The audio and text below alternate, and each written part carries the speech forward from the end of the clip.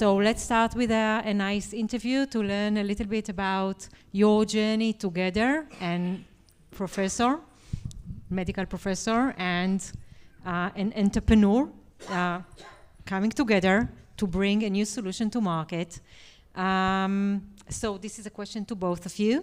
Before we dive into the Belkin vision story, let's start. How did you meet? How did we meet? Maybe I'll start telling this from my side, and then Professor can complement.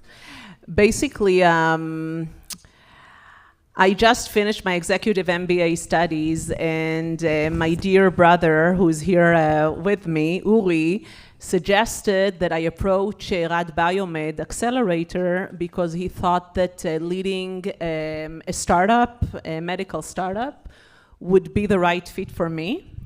And that's what I did. I approached David Zigdon, then the CEO of Rad Biomed Accelerator. And you know, it was a very good meeting, but there was no project in the horizon. So I waited, and now maybe from your end. In all my startups so far, I never, until that time, used the accelerator. I think that it is, I prefer to do it myself.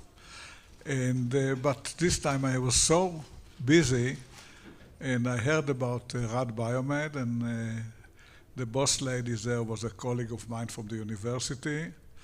And so I went there, and lo and behold, they offered me Daria as a CEO. And since I know Daria since she was 3 years old, because her father was my teacher, so it's all in the family, and it worked. Yeah, it did.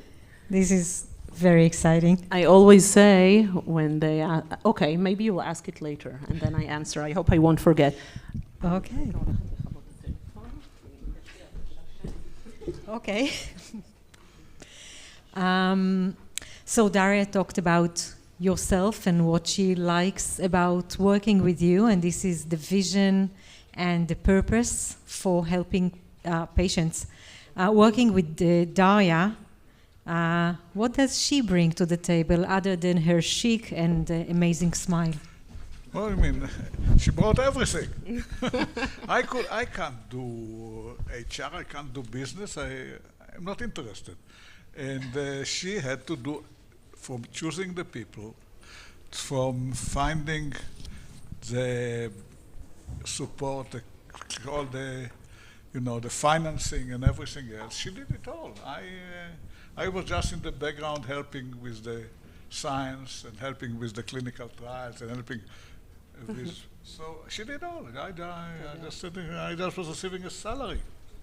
Thank you, Professor. And when people ask me, so did you have like any conflicts? So I just want to add that I always say, actually, I can't remember not even one conflict, because I really don't like to do what Professor Belkin does, and he really hates to do what I'm doing. So how can you have conflicts? Yeah. So it's going to be shorter by a few minutes, this interview. Add something about Daria. Her husband was posted in America, and she went to America with her 5 children and still ran the company from there expertly. When she told me about it, I was shocked, but it worked. So couldn't be done without you. Toda. And maybe just to allude to this, I really recommend any Israeli company to work with people abroad. I know that it was not very common in the past. For us, it happened because naturally when I was based in Ottawa, Canada, and then Rockville, Maryland, it was natural for me to seek help from people around. But it really leveraged the company. And by the way, you have to start and speak English in every meeting you have. So imagine that from an Israeli company that all the meetings are in Hebrew. I know that the emails are not, and we can refer to Eviatar. Then you are forced to have all your meetings, or almost all of them, in English. And it really upgrades the company in many aspects. So 2013, you are, after your MBA, entering into this accelerator. What inspired you about the technology that eventually turned to this very nice product? To tell you the truth, I didn't do a thorough due diligence. You know, I looked at the idea, the people that were involved, and that's it. I jumped in. I'm like, in my character, I'm this type of person. It's more like maybe, I don't know if to call it intuition, but just I felt comfortable, you know, I felt it's the right thing for me at that point. But I think, you know, any of us like looked 10 years ahead. We did like in very small steps. You know, and in many times it was simply to survive, honestly. Yeah. Sounds easy. And this was lucky, you know. And there are many things which are lucky in the process. For instance, our first instruments, which we tried on people, we got from a company in Caesarea, was run, what's his name?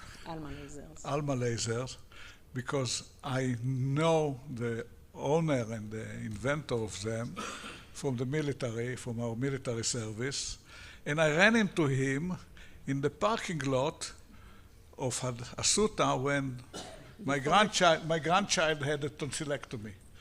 And then I saw before it collapsed. Yeah. It was the old one. Yeah, and he gave us the instruments to do it, and it would have been very difficult otherwise. So I had luck with him. It was very difficult with it as well. Yeah, but still. To tell the truth, we had to overcome a lot of challenges. So you are jumping ahead a little bit. We are still in 2013, guys. Michael, after the Express and the successful Express, why did you went back to glaucoma to develop this technology again? This is simple. I wrote an article. I am a laser man for many years, and by the way, one of my great failures, which Daria mentioned, is not successful in inventing laser protection goggles, which for all wavelengths, it's not existent until today, with all the money in the world. And so I wrote an article, how does laser radiation works in medicine? And published it. And then I think about the old type of the laser we are using called SLT is going through the cornea, as you know, and you had a lens and rotate it. But I know from on theory that the beam should go through the sclera, through the sclera as well. So why bother with the lens? So then, if we can go through the sclera, then we can do it automatically. Image analysis, finding the limbus between the sclera and the cornea is easy for an image analysis. And then you can do it all automatically. And that was it. So now we do it in 1.4 seconds?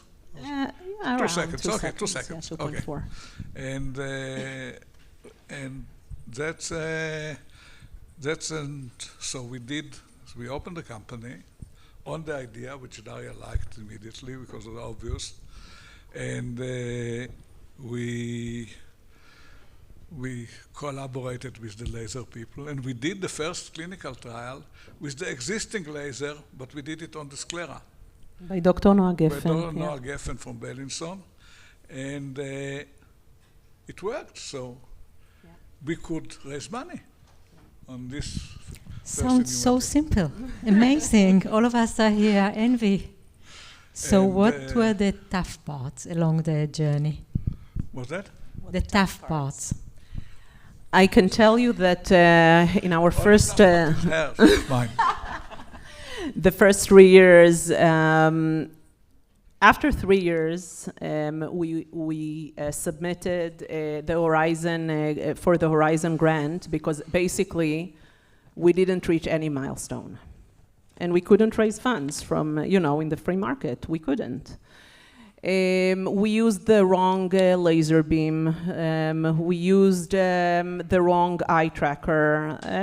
We did it but we were lucky to learn from it.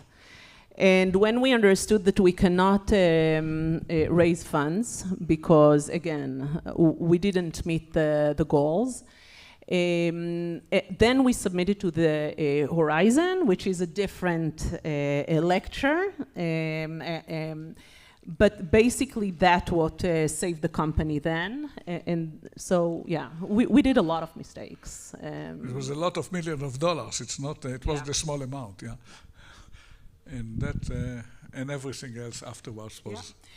And Andy Corley, our chairman, asked me after the acquisition by Alcon, what am I sorry about? One of the things I said was these mistakes, that I didn't have a technical person, beside me, because I'm a lawyer by profession, not an R&D person. But then I told him, but you know what? In 2019, the LIGHT study was published. The LIGHT study was published at the Lancet, and basically what it said is that laser for glaucoma is more cost-effective, or it's better than drops. Without this study, we couldn't leverage DSLT.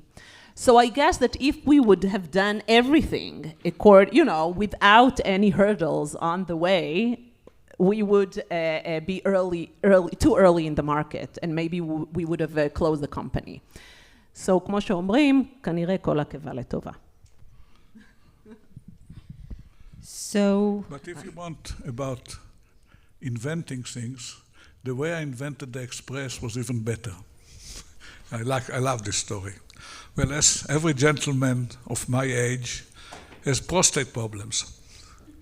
So I went to the head of our urology department, Professor Bernard Goldwasser, and you know how they check for prostate. They stick a finger up your whatever. And he was involved in a small stent company called, forgot what it's called, anyhow it was sold for $2 billion afterwards, but never mind. And he does what he does with my bottom and asked me, what can you do with a small stent in ophthalmology? So I said, yes, glaucoma, take it out. And this was it. Okay, anyone who is going to an express procedure, bear in mind the prostate of Professor Goldwasser and enjoy. Michael, a question for you. You used to speak with ophthalmologists mainly, and patients, of course. How was the transition to speak both with the ophthalmic industry and the finance industry on the one hand, and on the other hand, your peers, your glaucoma experts that now you are, from the other side, and maybe you have an interest, etc. How did you manage this? It's very difficult. It's very, very difficult. Every one of the companies presented today have good prospects. They are logical and they have some evidence, but people in the financing want to be more impressed. They are not, they can agree that this might be a good market. But they want to see, for instance, the team that works on it. They want to see when will you have a product, when you'll have FDA approval, say. And they are difficult to speak with. I'm sorry if anybody here in the audience, but this is so. And you have to be persistent, go from one to another and never give up hope. If you want to succeed. Persistency, resiliency, yes. We all of us know that, definitely. So 12 years, 12, right, of struggle, mistakes, corrections, successes.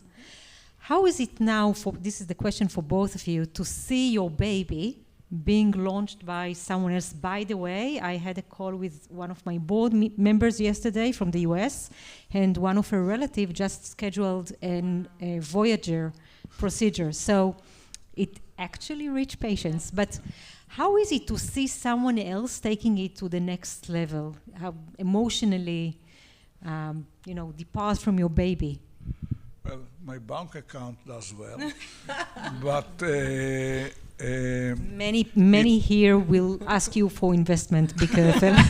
sorry, I invest in only in my inventions, and it is enjoyable. It is, although Alcon fired me.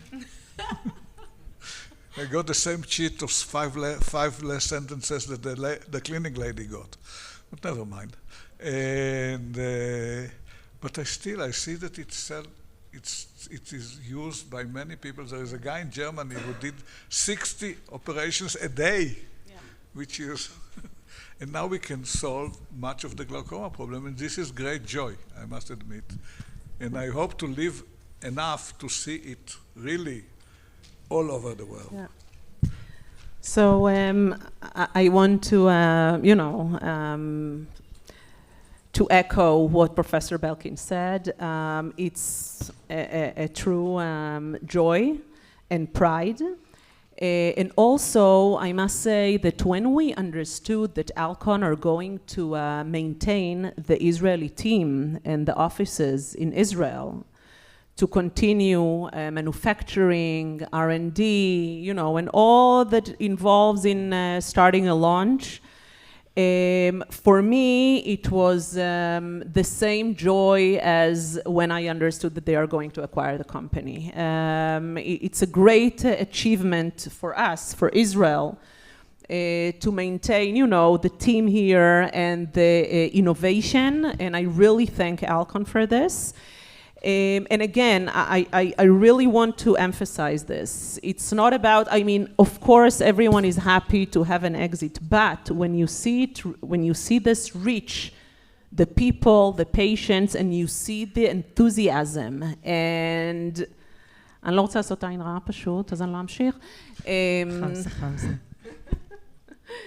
So yeah, there is no moment of, honestly, of sadness. No, there isn't. There isn't. You achieved exactly what you wanted. So as co-chair, I took some more minutes for the interview, but this is the privilege. I have one last question for both of you. A piece of advice to the entrepreneurs in the room that are still struggling with all of the relevant challenges. Yeah, the term in English is tenacity. דבקות במטרה. You have to go and from one investor to another, potential investor to another, and never give up. As I said, most of the presentations here were good projects with potential. Some more, some less, but doesn't matter. They all can potentially not only improve patients' treatment, but make money. But you have to convince people who do not always understand what you're speaking about. It's difficult. I have no clear solution for that. True. I would say that you have to own the process. You have to own the product. Don't trust, of course you have to trust, but don't wait for others to do the things. Be responsible for your company, for what you are aiming at.